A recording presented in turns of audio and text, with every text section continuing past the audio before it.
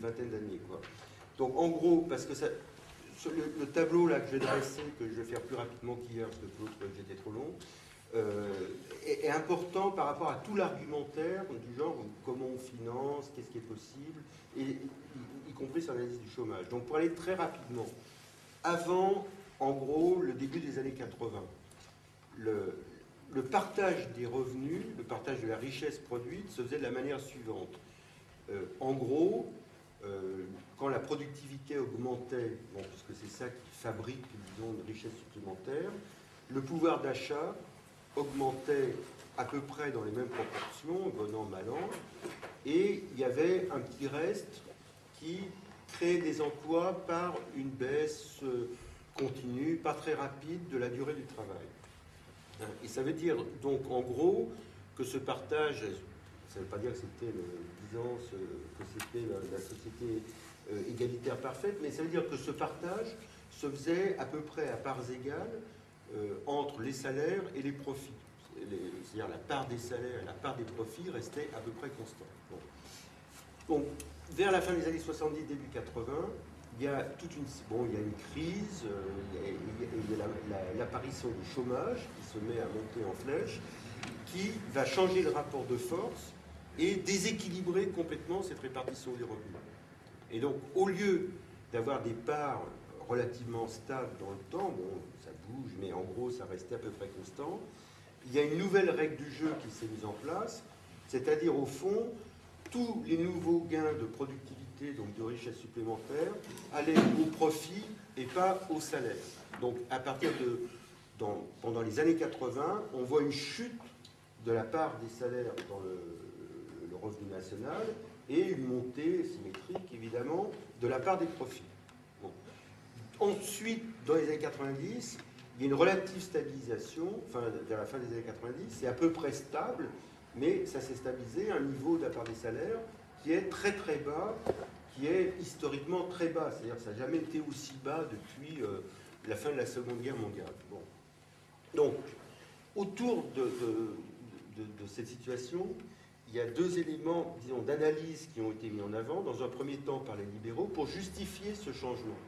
Hein, et c'est important, parce que ça met l'accent sur autre chose qui est très important. Le raisonnement qu'on appelait le théorème de Schmitt, enfin peu importe du nom du chancelier allemand, c'était une espèce de formule un peu choc qui disait les profits d'aujourd'hui sont les investissements de demain et les investissements de demain sont les emplois d'après-demain. Donc on est après-demain et on peut faire le bilan. Donc effectivement, les profits ont augmenté, ça il n'y a pas de problème, mais ce qu'on voit, c'est que ces profits n'ont pas tiré les investissements. C'est-à-dire que les entreprises n'ont pas utilisé ce supplément de profit, ne continuent à ne pas les utiliser pour investir, donc créer des capacités de production, et évidemment, a fortiori, ne créent pas plus d'emplois, puisqu'ils n'augmentent pas, disons, les capacités de production. Alors du coup, ça met l'accent sur ce qu'on entend par profit. En fait, il y a deux parts dans le profit. D'un côté, le profit qui sert à investir, et qui est, disons, l'utilisation logique dans le capitalisme du profit, c'est effectivement fait pour investir, mais il y a une autre partie qui est augmentée de manière continue, qui a même explosé, c'est les profits financiers, c'est-à-dire ceux qui sont versés aux détenteurs des capitaux, les dividendes, etc. Hein, donc la situation dans laquelle on se trouve aujourd'hui, c'est qu'on a des entreprises très profitables, bon, les chiffres du CAC 40 sont tombés là aujourd'hui, donc on peut le vérifier, mais que ces entreprises utilisent une grande partie de ce profit, ce qu'on appelle la financiarisation, à distribuer des revenus financiers aux actionnaires, bon, au lieu d'investir et au lieu de payer des salaires. Donc tout ça, c'est extrêmement important parce que c'est en gros le principe de financement de base consiste à dire réduisons les dividendes éventuellement à ce qu'ils étaient avant et retransvasons sur les salaires. Et de manière sous-jacente aussi, il y a l'analyse des causes réelles du chômage. Hein, et la cause réelle du chômage est liée à cette modification de la répartition des revenus. C'est-à-dire qu'en ne redistribuant pas les gains de productivité, les richesses produites, soit sous forme de pouvoir d'achat, soit sous forme de réduction du temps de travail, disons, suffisante pour compenser le progrès technique, on on a fabriqué le chômage. Et si vous voulez, les deux faces de la médaille, si on peut dire, c'est d'un côté l'augmentation des revenus financiers et de l'autre côté l'augmentation du chômage. Et donc les deux conclusions qu'on peut tirer de cette mise en perspective, que j'espère rapide, c'est on ne peut pas, c'est une espèce de théorème qui me semble vraiment juste, même si quelle que soit au fond l'analyse politique qu'on peut faire, mais on ne peut pas sérieusement baisser le chômage sans toucher aux revenus financiers. Parce que c'est justement la montée des revenus financiers qui a fait monter le chômage. Donc si on veut faire descendre le chômage, il faut descendre les revenus financiers. Et deux, on ne peut pas mener une politique, disons, anti-chômage ou en revalorisant les salaires sans toucher à la répartition des revenus tels qu'elle est. Parce que c'est ça qui est l'obstacle, disons, à ce genre de politique. Et donc de la même conclusion, il faut transvaser des revenus financiers vers les salaires pris au sens large. Et c'est ça qui assure, disons, la cohérence d'un projet alternatif par rapport à la situation qui est là aujourd'hui. Et c'est aussi, disons, à la lumière de ces principes qu'on peut regarder ce que dit un programme. C'est-à-dire tous les programmes. Le programme, en gros, si vous voulez, le programme libéral consiste à dire on continue sur la même voie. Et en fait, on prolonge ces tendances, c'est-à-dire qu'on continue à geler la part des salaires, etc. Par exemple, il y a des questions de test, par exemple, sur les retraites, sur la Sécu. Le principe absolu du MEDEF et de la droite, c'est de dire plus jamais d'augmentation des cotisations. Parce que ça serait une augmentation, disons, de leur prélèvement, enfin ce qu'ils appellent les charges. De la même manière, on voit bien que toutes les politiques libérales ont consisté à alléger les cotisations pour des sommes considérables. Le dernier rapport dit que c'est équivalent à 65 milliards d'euros, c'est-à-dire un truc absolument, une somme absolument considérable. L'ensemble des aides qui sont données aux entreprises. Le programme social libéral, lui, a une autre logique qui consiste à dire on va améliorer le sort des salariés, lutter contre faire reculer le chômage, etc. Mais en même temps, on s'interdit de fait de toucher à la répartition des revenus. C'est-à-dire que, par exemple, l'exemple typique, c'est la loi Aubry 2 sur les 35 heures.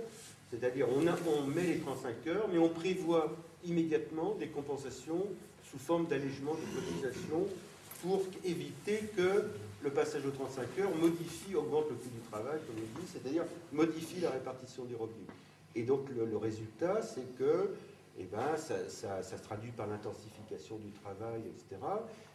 Et ça se traduit par la droite qui revient et qui transforme les allègements qui étaient liés vaguement aux 35 heures en allègements définitifs pour tout le monde et inconditionnels.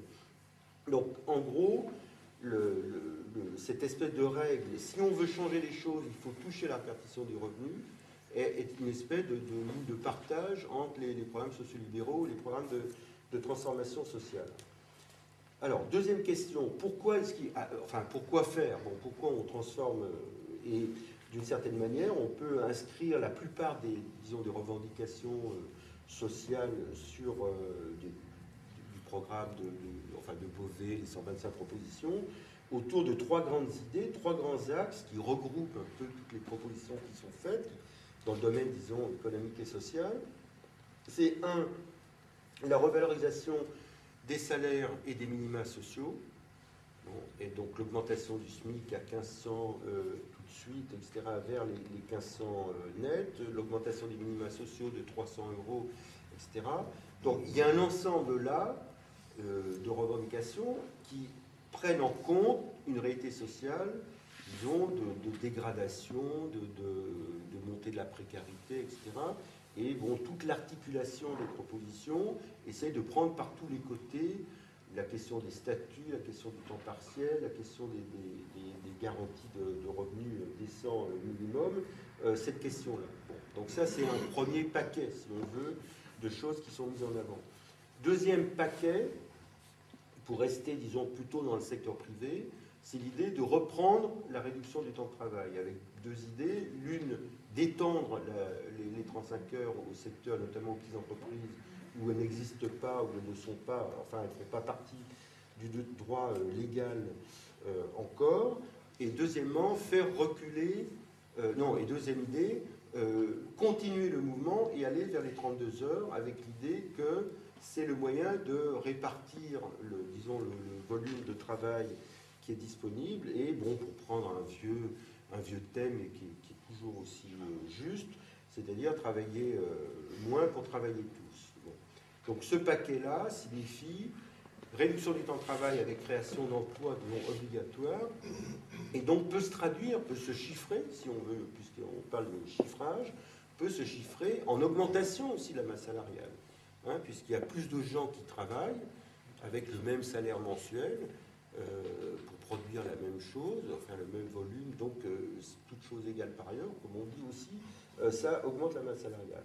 Et troisième volet, qui est plus indirect, parce qu'il est pas, disons, directement dans la sphère privée, c'est tout ce qui tourne autour des services publics et des créations d'emplois socialement et écologiquement utiles, soit dans les secteurs publics proprement dit, soit dans l'économie sociale et solidaire, qui aurait enfin, doté d'un vrai statut, qui ne fasse pas le fait de parents pauvres, de tiers secteur au rabais. Bon.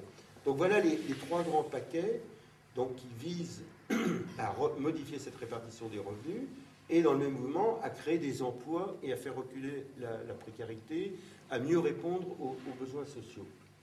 Donc, bon, du point de vue de la proposition, c'est cohérent et la question à laquelle on se trouve confronté ensuite dans les débats, et par rapport aux objections, c'est combien ça coûte, est-ce que c'est possible?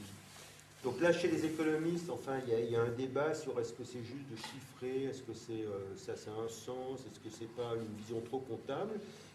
Bon, on peut en discuter, mais moi je pense que c'est juste de dire, par rapport, y compris à des gens qui sont concernés directement par ces revendications, c'est légitime de pouvoir répondre à la question comment vous faites pour augmenter les minima sociaux? Sinon, on a l'impression qu'on demande des trucs et on ne sait pas. Bon. Donc, ça, c'est une question à laquelle il faut répondre. Alors, la réponse, elle est, en gros, bon, il y a une question d'évaluation. On peut essayer d'évaluer le coût que ça représente. Et ce coût est considérable par rapport, disons, au coût moyen, si on peut dire, d'un programme style Sarkozy ou Ségolène Royal ou Beyrouth qui coûte très cher dans les estimations qui sont faites. Alors, les gros paquets, pour aller très vite,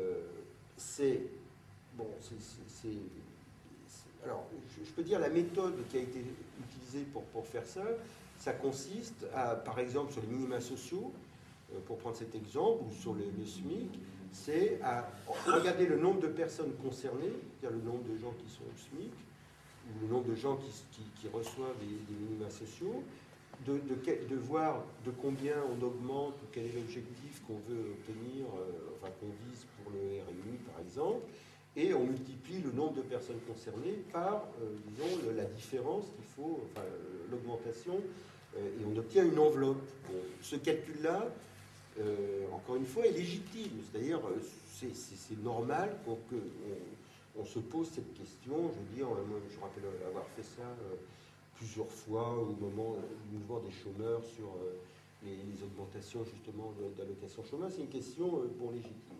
Donc, en gros, ce calcul, avec cette logique-là, donne 80 milliards pour les créations d'emplois à travers la réduction du temps de travail, c'est-à-dire le salaire supplémentaire qui sera versé à ces nouveaux emplois créés, 50 milliards qui se rajoutent, si on peut dire avec ça, qui portent sur la revalorisation des salaires, donc le paquet que j'avais mis de côté tout à l'heure, et enfin 30 milliards qui concernent les revenus sociaux, l'allocation jeunes, enfin les nouveaux revenus sociaux, si on peut dire, l'allocation pour les jeunes, qui sont des revenus qui ne sont pas versés directement par les entreprises, donc qui sont, qu'on doit compter à part. Donc l'ensemble de ce paquet, pour aller vite, fait 160 milliards d'euros, ce qui est absolument, on peut considérer comme considérable par rapport ou 40 milliards qui sont l'enveloppe des autres programmes. Mais la cohérence, disons, économique qu'il faut mettre en avant, c'est dire est-ce que ça peut être couvert par disons, le volume de richesse qu'on produit. Bon, si par exemple aujourd'hui le PIB, c'est-à-dire l'ensemble des richesses produites, bon, peut-être que c'est mesuré à peu près, je veux dire, c'est les richesses marchandes plus la production, disons, des services publics, ça représente cette année, enfin bon, on a fait le calcul sur il y a 2-3 ans, donc c'est 1600, 1700 milliards d'euros. Bon. Supposons que l'ensemble de ce qu'on demande fasse 3000 milliards d'euros. Bon, ça serait, je veux dire, ce qu'on proposerait de créer, enfin de distribuer comme richesse supplémentaire serait supérieur au gâteau dont on dispose réellement. Donc là, il y aurait un vrai problème. Bon. Mais ici, disons, l'évaluation qu'on donne, c'est beaucoup, mais ça correspond, disons, comme ordre de grandeur, au déplacement qui a eu lieu dans le partage des revenus. C'est pour ça que l'analyse préalable dans la répartition des revenus est très importante. C'est-à-dire que si aujourd'hui la masse salariale représentait la même proportion de la richesse produite de ce revenu national qu'il y a 20 ans, elle serait supérieure justement d'environ 10% de PIB, c'est-à-dire à peu près cette masse de 160 milliards qu'on a mise en avant. Donc la cohérence, elle consiste à dire ce qu'on veut faire correspond à un rétablissement d'une répartition des revenus qui a déjà existé. Bon, et qui n'a pas, enfin, on ne demande pas la Lune, on ne demande pas de distribuer plus de 100% du revenu national. C'est pour ça que, bon, l'emboîtement de ces chiffres indique que c'est quelque chose qui est viable de ce point de vue-là. Bon, alors ensuite, il y a plein de questions qui sont posées, mais qui font basculer vers, disons, la faisabilité politique, c'est-à-dire quelle politique permet de réaliser ça. Alors, il y a deux niveaux de réponse, enfin, il y a plusieurs niveaux de réponse, plusieurs types de questions. Alors, d'une part, il y a la réponse aux objections qui sont faites sur, disons, le fait que ça tienne la route ou pas, ce type de programme. Deuxièmement, il y a quels sont les leviers d'action d'un gouvernement, c'est-à-dire qu'est-ce qu'il peut faire justement pour avancer sur ce truc. Et troisièmement, quelles sont de manière plus générale les conditions politiques pour réaliser ce programme, c'est-à-dire quel rapport de force est nécessaire pour réaliser ce programme. Alors sur les objections, là c'est un peu technique, mais en même temps, bon, si vous trouvez par rapport à un économiste ou un journaliste ou un militant libéral, il va vous sortir des trucs. Bon, et il faut répondre, quoi, parce que, en gros, l'idée, c'est votre programme est bien sympathique, mais il va ruiner l'économie. Hein, et donc, vous allez essayer de faire des trucs sympas, mais si vous arrivez, vous allez ruiner l'économie, et on sera dans une situation encore pire qu'avant.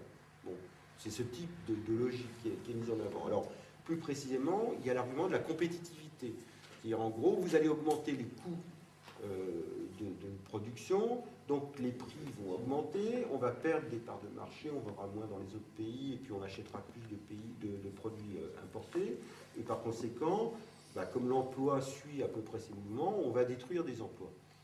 Et ils ont des formules très dures. Dans le dernier numéro de l'Expansion, il y a un certain nombre d'économistes libéraux, sociolibéraux, qui commentent les principaux programmes. Donc il n'y a pas celui de Beauvais, mais il y a celui de Besancenot qui, pour eux, est strictement la même chose. Donc, il y en a un qui dit c'est une machine à détruire des emplois, l'autre qui dit c'est la soviétisation intégrale de l'économie, etc. Donc, bon, on est confronté, on peut être confronté, et comme ils ont pignon sur rue et qui contribuent à façonner un peu les esprits, il y a effectivement le risque d'apparaître comme des doux rêveurs, des utopies qui promettent la Lune et qui promettent des choses qui sont impossibles.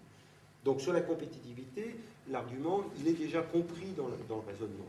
C'est-à-dire que c'est et c'est là qu'on voit la force d'imposition du truc.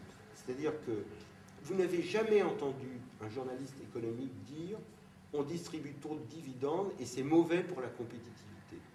Ils vous disent tous les salaires sont trop élevés en France et c'est mauvais pour la compétitivité. Mais quand vous réfléchissez à ce qu'il y a dans un prix, ce qui constitue le prix, il y a à la fois les salaires, évidemment, mais il y a aussi les dividendes. Et si vous payez moins de dividendes, vous pouvez baisser vos prix. Ou augmenter les salaires.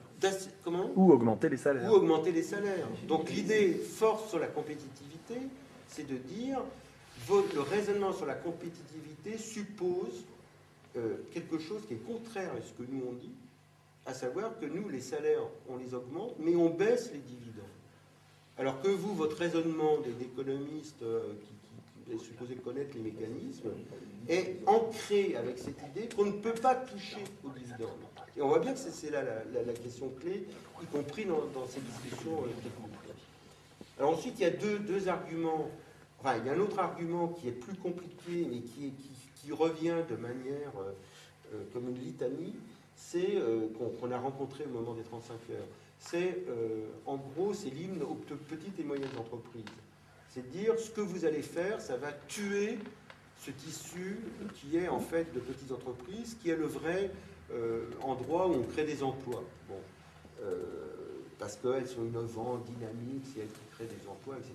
Donc vous allez les écraser sous une nouvelle charge, elles vont mourir, et donc c'est une variante un peu de l'argument, bon, vous allez fabriquer le contraire de ce que vous voudriez faire. Bon. Donc là, là c'est bon, effectivement, c'est plus compliqué, mais les deux angles de réponse, reposent sur une distinction entre deux types de petites entreprises qui sont évidemment assimilées les unes aux autres indûment. Il y a d'une part les entreprises qui sont dans un réseau de sous-traitance, c'est-à-dire qui sont des entreprises qui ne travaillent que pour une grosse boîte en amont, ou une ou deux grosses boîtes, etc., qui sont quelquefois très souvent des entreprises qui ont été créées en externalisant, c'est-à-dire quelque chose qui se faisait dans une grande boîte, maintenant se fait dans une petite boîte. Bon. Et donc, elles sont dans cet ensemble-là. Et là, le vrai problème, qui est indépendant à la limite de ça, c'est de trouver des moyens de prendre en compte cette entité qui est le groupe plus ses sous-traitants, sur tous les plans, c'est-à-dire y compris sur les conditions de travail, le droit du travail, la représentation syndicale, etc., et sur les rapports qu'il y a entre les deux. Parce que, effectivement, c'est là-dessus qu'il faut jouer, il faut que si les entreprises, les petites entreprises ont des charges supplémentaires, que ça se reflète également, que ça se transmette, disons, au prix auquel elles vendent leurs produits, disons, leurs services aux plus grandes entreprises. Et à l'inverse, on constate que chaque fois qu'on aide les petites entreprises, c'est-à-dire qu'on est censé améliorer leur situation, cette aide est pompée par le donneur d'ordre, qui leur dit, bon, ben, vous baissez vos prix puisque vous avez une aide supplémentaire, etc. Et donc, ça marche évidemment dans ce sens, et évidemment, dans l'autre sens, si les entreprises ont des coûts supplémentaires, on va essayer de pressurer, c'est-à-dire de faire qu'elles reportent elles-mêmes sur leurs salariés la charge supplémentaire. Donc là, il y a une question qui est compliquée, c'est-à-dire qui est dans la relation avec les grandes et les petites entreprises, qui est l'idée d'institutionnaliser le type de rapport qui est entre les deux et d'empêcher ce pompage permanent qui explique d'ailleurs pourquoi les entreprises du CAC 40 font des bénéfices si énormes, alors que quand on regarde effectivement les petites et moyennes entreprises ont des rendements, enfin disons une rentabilité bien inférieure, parce qu'elle est pompée vers les plus grandes entreprises. Et la deuxième catégorie, disons, c'est la vraie, enfin entre guillemets, micro-entreprise, artisanat, etc., qui là peut justifier d'un traitement spécifique, de modulation des taux de cotisation sociale, des trucs comme ça, mais l'aspect important, moi, je pense, c'est de casser cette idée. En gros, toutes les petites entreprises, c'est l'artisan du coin, le petit commerçant, etc., qu'on va étouffer. La majorité des petites entreprises, et l'écrasante majorité du point de vue du nombre de personnes employées, sont dans le premier cas de figure, c'est-à-dire le cas de la sous-traitance, qui est vraiment un truc très épineux et qu'on retrouve encore une fois dans les questions de statut, de conditions de travail, de droit du travail. Ce n'est pas un hasard si toutes les mesures libérales, notamment, incluent ces seuils, ce fameux seuil de 20 salariés, où il y a une législation différente sur la durée du travail. Le CNE, enfin le défunt CPE a été élu sur une catégorie d'âge, mais le CNE est une catégorie, c'est dans les moins de 20 salariés qu'on a droit à ce type de contrat particulier. Donc elle joue le rôle, disons, de cheval de Troie dans le droit du travail, etc. Et c'est un peu le même raisonnement qu'on retrouve dans l'agriculture, c'est-à-dire où les grands exploitants profitent de subventions en mettant en avant le rôle des petits qu'il faut protéger, etc. Alors, troisième argument, où on arrive, qui nous fait bifurquer vers des questions plus politiques, c'est l'idée, c'est tout ce qui tourne autour de la fuite des capitaux, des cerveaux, etc. C'est l'idée, si vous faites cette politique, que ce soit par exemple taxer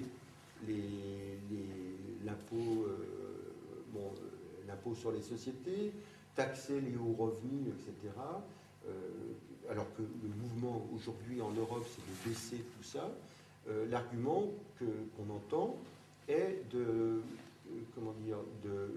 dire les capitaux, ou voire les patrons, les cadres, vont partir à l'étranger parce qu'ils vont être débutés. Donc, vous allez, disons, perdre la substance économique du pays avec vos bêtises.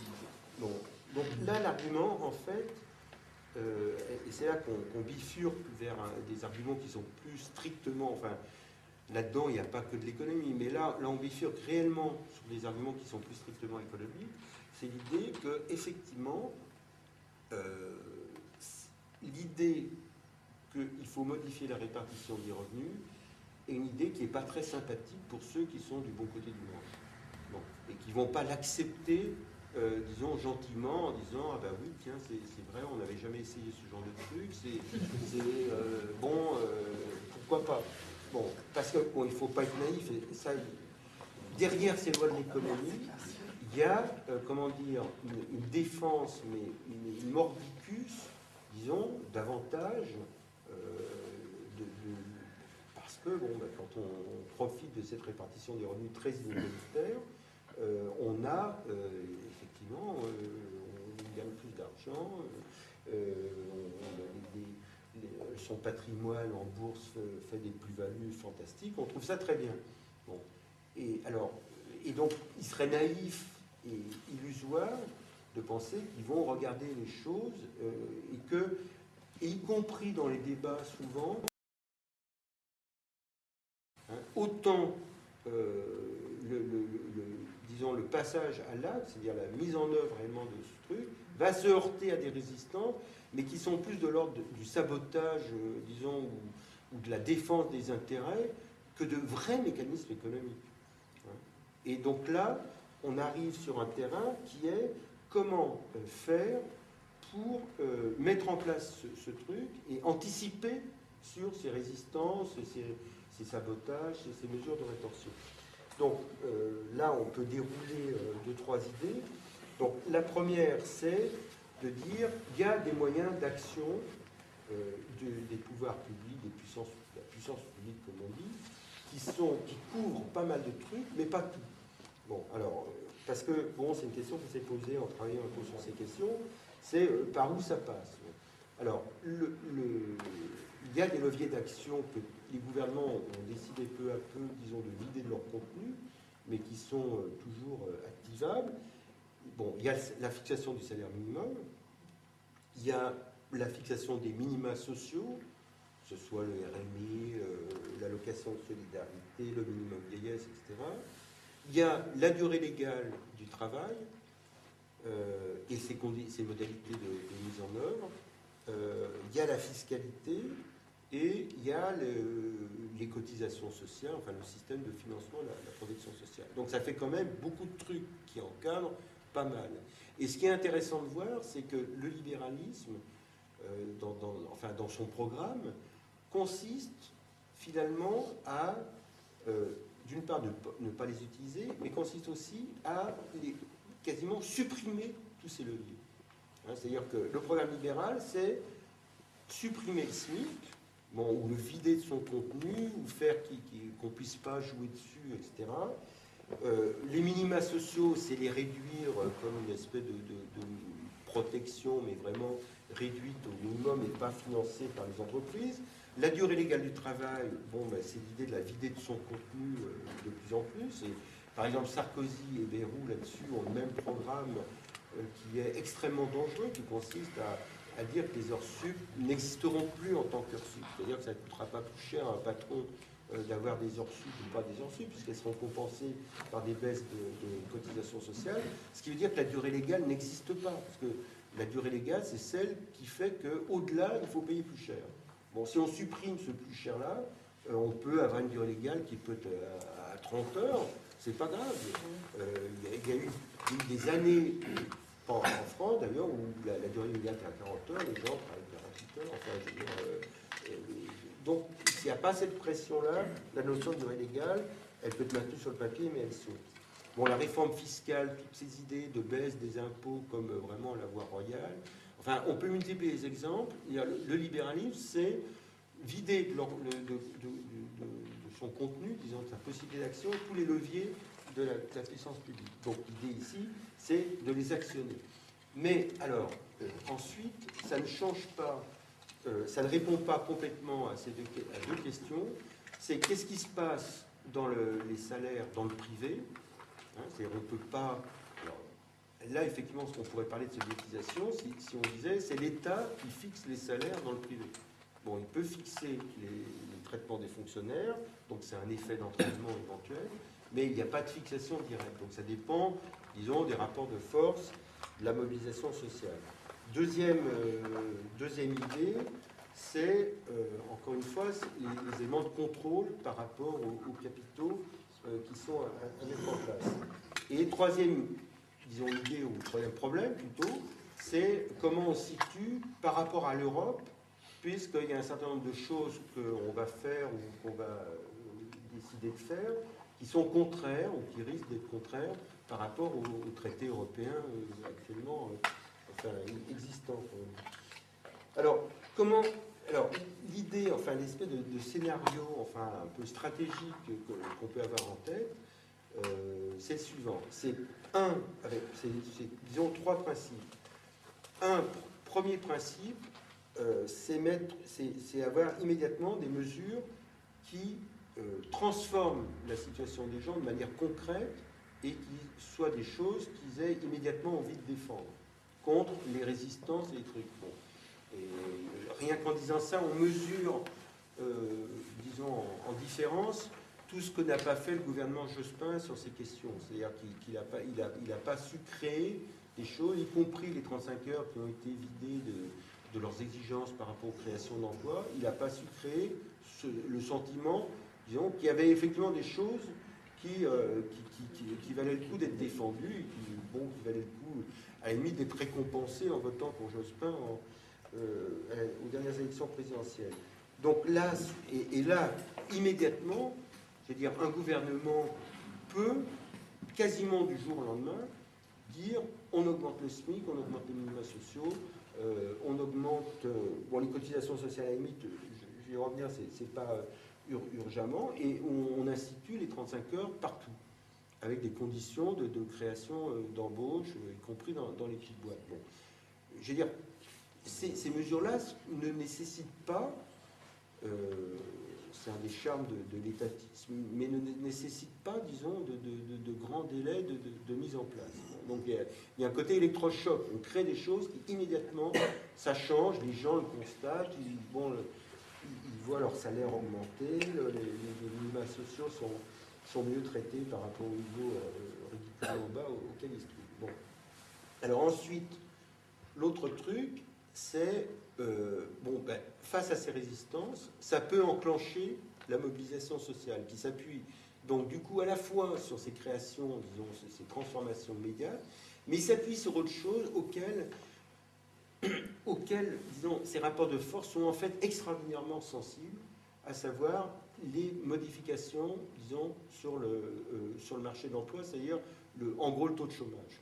Chaque fois que le taux de chômage baisse réellement, le rapport de force s'améliore, mais de manière très rapide et beaucoup plus qu'on se l'imagine entre capital et travail, pour aller vite. Bon. Et c'est d'ailleurs, c'est une petite parenthèse, les libéraux en sont conscients, et bon, ça pourrait être un autre sujet, mais toute leur politique d'emploi, la fameuse stratégie de Lisbonne au niveau européen, travaille sur cette question qui est de créer constamment un afflux de main-d'œuvre sur le marché du travail pour maintenir ce rapport de force qui repose sur le taux de chômage. Et bon, au fond, leur projet n'est pas de baisser le taux de chômage, c'est éventuellement de créer des emplois, mais qui soient des emplois qui sont à part de ce rapport de force. Mais baisser le taux de chômage en créant des emplois normaux, ça, c'est pour eux, ils ont compris, même si ça peut paraître machiavélique, on pourrait en discuter, mais que c'est vraiment un problème et un danger, y compris sur les évolutions démographiques à venir, où il y aura moins de jeunes qui arrivent sur le marché du travail. C'est un vrai problème. C'est en partie pour ça qu'ils veulent faire travailler les seniors plus longtemps, etc. Bon. Donc, ce truc-là joue beaucoup. Hein, et donc, la conjonction de... Les gens voient pourquoi ils se battent, et ils sont dans une situation meilleure pour se battre.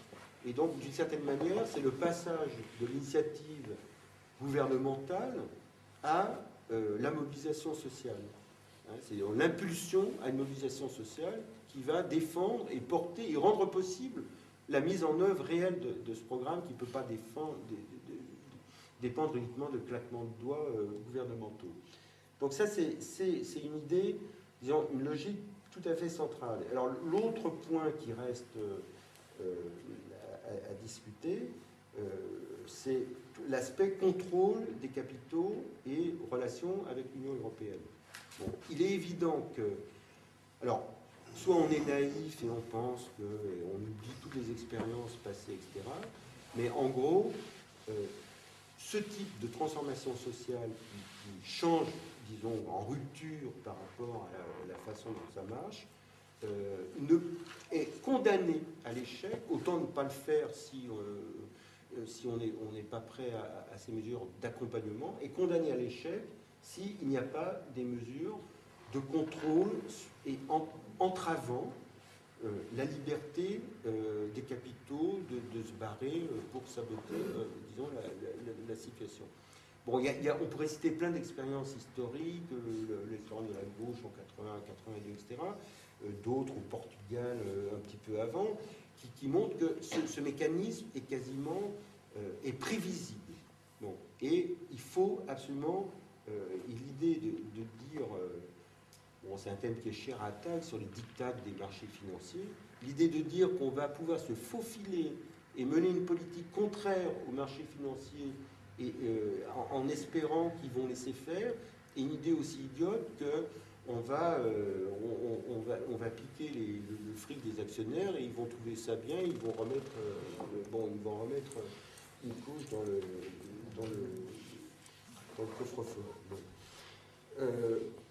Et donc, mais encore une fois, la légitimité de ce contrôle est une légitimité qui est, d'une certaine manière, à l'inverse d'un certain type de programme protectionniste, disons, style souverainiste, qui consiste à dire, on va se protéger, on va prendre des mesures, et on fera autre chose.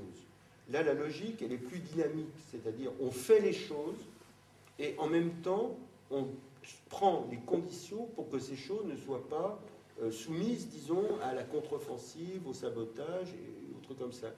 Ces mesures sont justifiées, non pas en tant que telles, disons, avec une espèce de logique nationaliste un peu vide, du genre on se protège la France, etc., mais sans savoir pourquoi faire de cette protection. Là, cette protection, elle est adéquate à une expérience. C'est ce qu'on demande, par exemple, pour les pays du Sud, qu'ils aient le droit à se protéger, à avoir, par exemple, des exigences sur les investissements qu'ils reçoivent, etc. C'est un truc, dans le mouvement altermondialiste, c'est l'idée, ils doivent avoir le droit que leur dénie l'OMC d'exercer ces contrôles. Parce que sinon, ils ne peuvent pas faire rien, ils ne peuvent rien faire d'autre comme politique, disons, s'ouvrir, comme on dit, sur le marché mondial et espérer attirer des capitaux. Donc, la même chose vaut pour une expérience de transformation sociale. Et de la même manière, il faut... Bon, c'est évident que ça entre en conflit avec un certain nombre de trucs qui sont dans le traité tel qu'il est aujourd'hui, sans parler du projet de traité constitutionnel, à savoir qu'il y a un certain nombre de choses, de décisions qui vont être prises et qui vont entrer en contradiction. Bon, je ne sais pas si on aide pas toutes d'ailleurs, hein, parce qu'il ne faut pas surestimer non plus cet argument, mais si par exemple on modifie la fiscalité sur le capital, si on alloue des aides publiques à un certain nombre de secteurs, etc., ou si on prend des mesures qui peuvent être interprétées comme des aides publiques de fait, on entre en conflit en contradiction avec le traité européen. Hein. Mais bon, si on a un déficit public, ce qui n'est pas d'ailleurs une bonne chose en soi, mais qui augmente, on entre en conflit avec le pacte de stabilité. Si on joue sur les taux d'intérêt avec un système, disons, un pôle public, comme c'est, disons, de crédit public qui dirait, bon, bah, dans tel secteur privilégié, on a des taux d'intérêt inférieurs pour aider au développement de ce secteur, on entre aussi en conflit avec les règles du jeu des marchés financiers. Et donc l'idée, c'est effectivement à ce moment d'assumer ce conflit au nom, encore une fois, d'une expérience de transformation sociale, avec cette légitimité très, très forte qui est que ce qu'on fait, on propose en même temps à l'Europe de le faire partout. Bon, ce qui est très... les économistes ont une espèce d'expression toute faite, une espèce de concept qui distingue les politiques coopératives et les politiques non coopératives. Les politiques non coopératives, c'est par exemple la compétitivité à outrance. C'est-à-dire que vous essayez de gagner contre les autres, évidemment. Hein, vous allez prendre des mesures pour leur bouffer des parts de marché, et donc d'une certaine manière, vous exportez votre chômage chez eux, et puis vous essayez de capter des emplois. Bon, ça c'est non coopératif. Hein, ça veut dire, et non coopératif, c'est-à-dire que si tout le monde le fait, la situation est pire pour tout le monde qu'avant. Parce qu'on baisse tous les salaires, enfin c'est en gros ce qui se passe en Europe d'ailleurs. En revanche, une politique coopérative, c'est on fait des choses qui sont d'autant plus fortes et valides que les voisins le font aussi. Bon, par exemple, vous réduisez le temps de travail dans un seul pays, et puis les autres continuent à travailler comme des bœufs, effectivement, ce pays va être en difficulté parce qu'il va être hors norme par rapport à ses concurrents. Si en revanche, l'ensemble des concurrents, ou presque tous les concurrents, disons, locaux, disons, dans l'Union européenne, baissent leur temps de travail, à ce moment, c'est un truc qui est neutre. Il reste dans une situation relative, et si cette réduction du temps de travail est bien faite, elle crée des emplois et tout le monde se trouve mieux, sauf, encore une fois, les rentiers, les financiers, parce que dans une situation comme ça, la répartition des revenus bouge. Bon. Et bien, l'idée, c'est par exemple de dire, voilà, nous on augmente le SMIC et on propose un SMIC européen modulé selon le niveau de développement des pays, etc., mais qui deviendrait une règle européenne. Et on veut une Europe qui soit l'extension, disons, de ce qu'on fait dans le pays où on est, parce que ce qu'on fait, on ne le fait pas contre les autres, mais comme projet qu'on propose et qui est possible d'étendre à l'ensemble de l'Union européenne. Voilà, donc pour résumer, le discours, c'est qu'il y a un certain nombre pratiquement de théorèmes. C'est-à-dire, on ne peut pas changer la situation, disons, sur le terrain du pouvoir d'achat, du chômage, de la précarité, sans toucher la répartition des revenus. C'est une espèce de banalité de dire ça, mais ça tranche par rapport aux programmes qui vous promettent que si, qui vont y arriver. Bon, ça c'est une première idée forte. Deuxième idée forte, c'est on est dans des mais de plus en plus même, dissertation pour savoir si la lutte des classes existe encore. Et ça, on est dans des sociétés qui sont de plus en plus inégales, avec des intérêts sociaux de plus en plus conflictuels. Hein. Et l'économie dominante aujourd'hui, la pratique dominante des classes dominantes, bon, ça peut faire un peu vulgaire, mais c'est, moi je prends le maximum de fric, basta, et puis à la limite je paye des économistes pour expliquer que c'est une règle, c'est comme ça que l'économie doit fonctionner. Hein. Mais bon, c'est toujours plus, quoi. Et donc, dans ces conditions-là, il est absurde de penser, et, bon, soit malhonnête, soit, disons, imprudent, soit de ne pas anticiper l'idée qu'il y aura, face à ces mesures de rétorsion, des mesures de contrôle, ce qui est un terme générique, c'est peut-être le contrôle des capitaux, ça va être le contrôle sur les choix d'investissement, le contrôle sur les choix de délocalisation, etc. Mais que, effectivement, si on laisse jouer les trucs, ben, tout va se barrer et l'expérience va rapidement capoter. Et troisième idée, c'est la conception au niveau européen, c'est-à-dire que d'une certaine manière, alors c'est ça la distinction importante, les mesures qui vont être prises pour protéger l'expérience en question sont des mesures protectionnistes, bon, qui vont être des contrôles, des taxes, etc. Mais cette expérience n'est pas protectionniste au sens souverainiste du terme, parce que c'est une expérience qui a comme projet de s'étendre et qui sera d'autant mieux réussie que les pays à côté feront les mêmes choses. Hein, et encore une fois, c'est une différence complète dans la conception de la construction européenne. Hein, c'est-à-dire qu'au fond, dans la logique de concurrence, vous gagnez contre les autres si les autres ne font pas aussi bien que vous, n'arrivent pas à baisser les salaires aussi vite que vous, par exemple. Donc à ce moment, vous gagnez. Mais si tout le monde le fait, tout le monde perd, encore une fois. Et donc cette distinction-là, elle légitime le fait qu'un pays puisse prendre des mesures de type protectionniste, parce que ce n'est pas une logique au sens, au sens le péniste, quoi. C'est-à-dire, je sors de l'Europe, hein, parce que l'Europe est la cause de tous les problèmes qu'il y a en France, enfin, l'Europe plus ses immigrés, quoi, en gros. Et puis ensuite, tout ira mieux. Bon, c'est pas du tout ça, évidemment, le truc. C'est, on fait quelque chose, et comme l'Europe, plus les capitaux, vous nous mettez des bâtons dans les roues, on prend les mesures pour protéger cette expérience et pour l'empêcher de la faire capoter. Voilà.